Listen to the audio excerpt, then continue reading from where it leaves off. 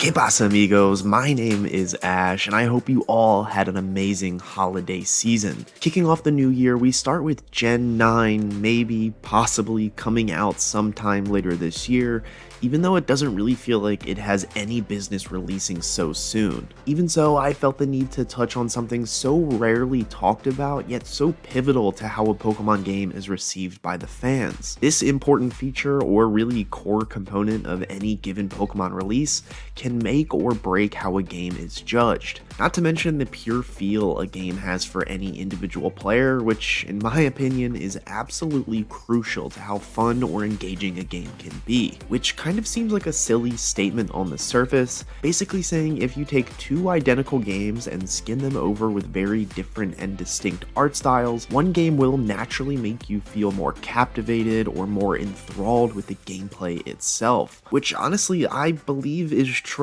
And I think this is most evident in the Pokemon franchise, where we've seen them struggle to settle on a signature art style for the past few years now, with the most recent main series game, Sword and Shield, moving towards a slightly more realistic 3D modeling system built around more lifelike humans, as well as a scaling system for the Pokemon themselves and the environment as well, that gives us a real-world understanding of how big or small these creatures are meant to be, as well as how big these regions are. They did all of that while also moving towards a slightly more over-the-shoulder third-person view, as opposed to the traditional top-down look that many Pokemon fans were used to. Contrasting with the most recent Pokemon release, Brilliant Diamond and Shining Pearl, which harkens back to a more nostalgic art style, with a more over-the-top viewpoint featuring a soft and colorful cartoon graphical style. The smaller scale of everything in BDSP makes the game feel more comfortable and nostalgic. On the other hand, the grand scale of Sword and Shield, while interesting, just doesn't feel like it fits into a main series game. The BDSP art style does such a good job of making the player almost feel like comfortable and at home, while the Sword and Shield art style is so important for the franchise. It gives the Pokemon Company an outlet to try an ambitious open world game, which lets them try on various art styles and gameplay mechanics without hurting a main series title in the process. And I think this is exactly where those types of experiments belong, because in a weird way, Pokemon is one of the franchises that doesn't really have to innovate a ton generation after generation. While small advancements in mechanics, graphics, and gameplay will improve the quality of life within any given title, I believe the area of art style shouldn't be drastically altered as it has been over the last decade. While small advancements in mechanics, graphics, and gameplay will improve quality of life with any given title, I believe the area of art style should not be drastically altered as it has been over the last decade. With that being said, most long-term Pokemon fans unanimously agree that the franchise really hit its stride with games like Fire Red, Leaf Green, and Heart Gold, Soul Silver, featuring colorful environments, amazing lifelike sprites, returning to the classic Pokemon mechanics while upgrading the areas of the game that called for it. And to do just that, I think, is the duty of the Pokemon developers. We don't need them to innovate and overhaul the entire game, and to take this to the extreme, a VR main series game is the last thing that we want. So if I were to impose on the developers, this is probably exactly what I would tell them. And with that last point, I think the key word is main series, because I think it's incredibly interesting watching them try new things with games like Legends Arceus, Pokemon Quest, among others. These spin-off games give them that creative freedom and ability to really diverge from the classic games, and that's exactly where I want them to go over the next decade,